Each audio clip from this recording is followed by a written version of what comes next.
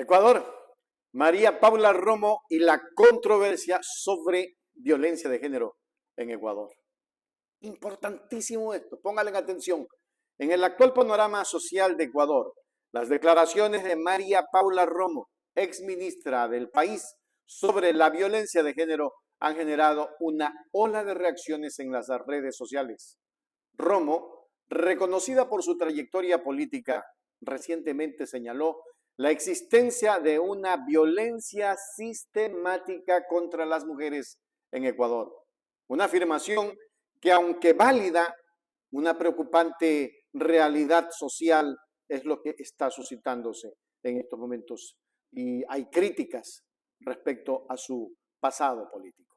Vamos a escucharla.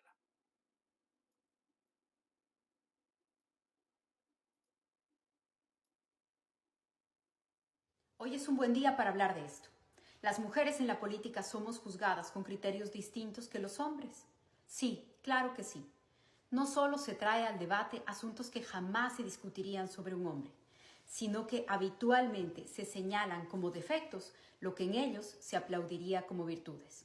La firmeza es maldad, pues nos suponen obligatoriamente tiernas. La determinación es ambición, que no nos está permitida.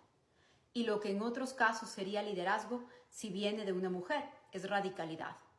Un buen ejemplo lo dio La Posta hace algunos días.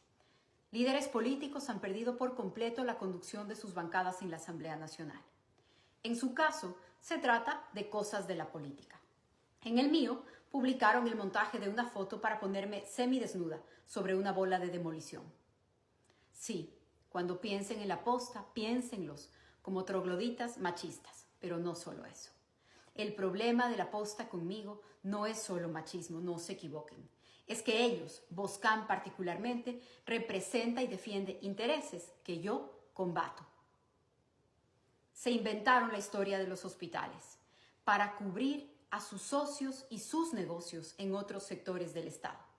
A nadie le interesó investigar a la ministra de Salud de la época, ni a los directores o sus conexiones. Mintieron tantas veces que muchos se compraron el relato sin una sola prueba. Fueron caja de resonancia de quienes estafaron al ISPOL. Y mientras en mitad de la pandemia investigábamos la estafa de $2.000 millones a la salud y la jubilación de los policías, ellos entrevistaban a los acusados y los ayudaban a defenderse. Hoy sus invitados están procesados y tienen los bienes congelados. Y finalmente, cuando la seguridad del país entraba en crisis, Boscan entraba en la cárcel. Realizó un publireportaje para Los Choneros, relatado por la voz del propio Leandro Norero, y llegaron los dos a la conclusión de que el Estado debía negociar con ellos en lugar de someterlos. Por eso, hoy, dos conclusiones. La primera, hagamos conciencia de la violencia política contra las mujeres, porque existe, por supuesto. La segunda, cuando piensen en La Posta y Boscan, piensen en su machismo. Pero sobre todo, piensen en Sánchez, Cuesta, Saavedra, Mazú, Jordán, Norero, Aliaga. Tengan en mente estos nombres. Y cada día será más claro para todos cómo el periodismo sexy terminó siendo el relacionador público de las mafias. Hoy es un buen día para hablar de esto. Las mujeres en la política son... Y es que María Paula Romo definitivamente maneja estructuras de poder. Sin embargo, su comentario no ha pasado inadvertido, especialmente entre los críticos de su gestión como ministra durante el gobierno de Lenín Moreno. Entre ellos se destaca la asambleísta y defensora de derechos humanos Yajaira Urresta, quien ha expresado una fuerte oposición a las declaraciones de Romo. Urresta responsabiliza a Romo por más de 300 vulneraciones de derechos humanos ocurridas bajo su mandato en octubre de 2019, un periodo marcado por intensas protestas y represión estatal en Ecuador en el gobierno de Moreno.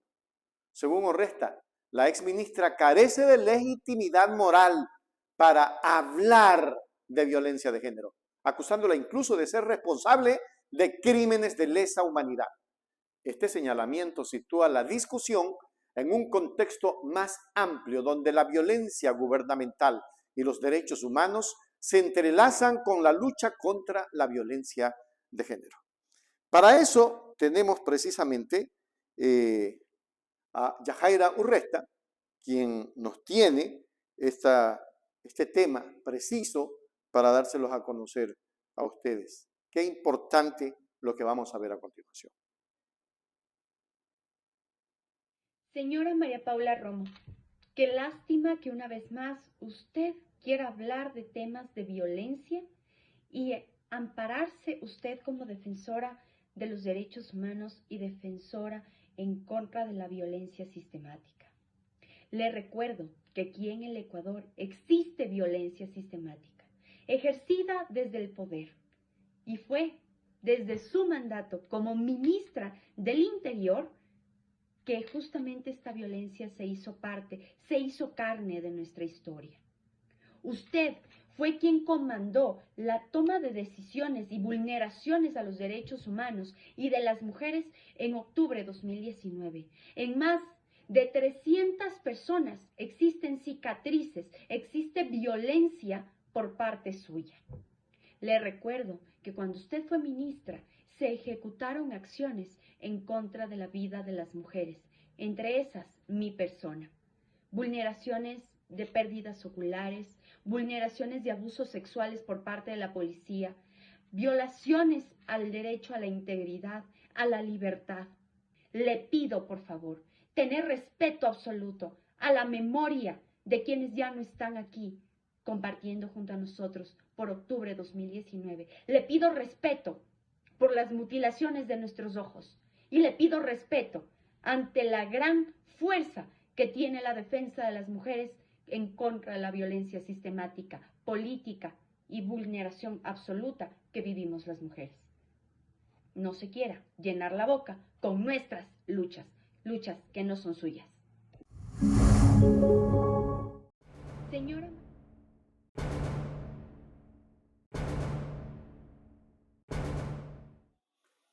En resumen, el pronunciamiento de María Paula Romo sobre la violencia de género en Ecuador no solo pone de relieve la persistente lucha contra este flagelo, sino que también invita a una reflexión más profunda sobre la responsabilidad política y las dinámicas de poder en la sociedad ecuatoriana.